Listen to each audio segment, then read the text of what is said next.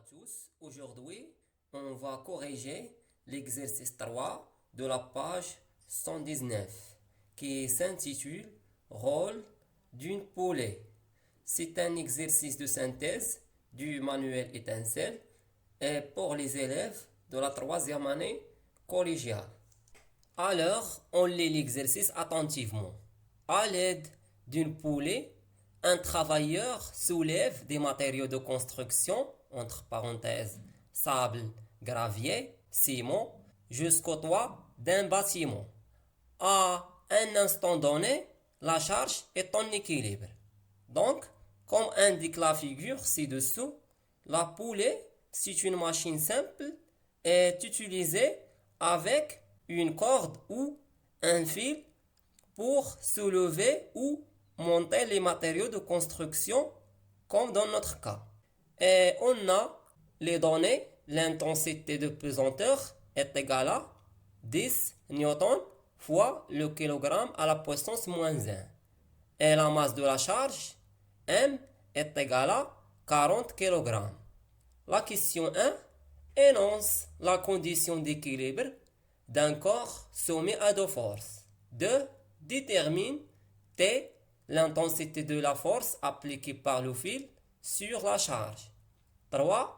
Représente la force T en utilisant l'échelle suivante. 1 cm pour 200 newtons. La question 4. Au moment de l'équilibre, un morceau de gravier est tombé de la charge. La figure ci-contre représente l'enregistrement des positions de son centre de gravité pendant des périodes égales. Delta T est égal à 0,02 secondes. Alors, comme indique la figure, l'intervalle de temps entre deux positions successives, G0, G1 et G1, G2 et G2 et G3 est égal à 0,02 secondes. La question 4.1 détermine la nature de mouvement de ce morceau pendant la chute. 4.2 calcule sa vitesse moyenne entre les positions G1 et G2. Question 1 énonce la condition d'équilibre d'un corps soumis à deux forces. Donc, notre question est d'énoncer ou de citer la condition d'équilibre d'un corps soumis à deux forces comme on a déjà étudié dans la leçon. Lorsque un solide est en équilibre sous l'action de deux forces, F1 et F2, ces deux forces ont la même droite d'action, même direction, des sens opposés et la même intensité. F1 est égal à F2. Question 2. Détermine T, l'intensité de la force appliquée par le fil sur la charge. Puisque la charge est en équilibre sous l'action de deux forces, le poids P et la force appliquée par le fil T, alors P et T ont la même intensité. P est égal à T. Donc, pour savoir la valeur de l'intensité de T, il doit calculer la valeur de l'intensité du poids P. Donc, on va utiliser la relation P est égal à M fois G et on a la masse égale à 40 kg et G de terre égale à 10 newtons par kilogramme. Application numérique, P est égal à 400 newtons. Alors, le poids de la charge P est égal à 40 newtons. Par conséquent, l'intensité T de la force appliquée par le fil sur la charge est égale à 400 newtons. T est égal à 400 newtons.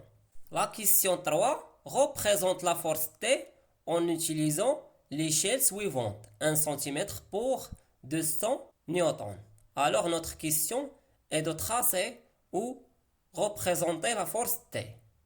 Et premièrement, il doit déterminer les 4 caractéristiques de la force T. Donc, comme la charge est en équilibre sous l'action de deux forces, P et T, ces deux forces ont la même droite d'action et de sens inverse et de même intensité. Alors les caractéristiques de la force T sont le point d'application, le point A, c'est le point de contact entre le fil et la charge, la droite d'action, la droite verticale et le sens du bas vers le haut. Et l'intensité T est égale à P est égale à 400 newtons. Maintenant, il doit utiliser l'échelle pour savoir la longueur de vecteur force T. On utilise l'échelle 1 cm pour 200 newtons. Alors, 200 newtons représente 1 cm, 400 newtons représente X, l'inconnu en centimètres. C'est la relation de la proportionnalité. X en centimètres est égal à 1 cm fois 400 newtons, le tout divisé par 200 newtons, égal à 2 cm.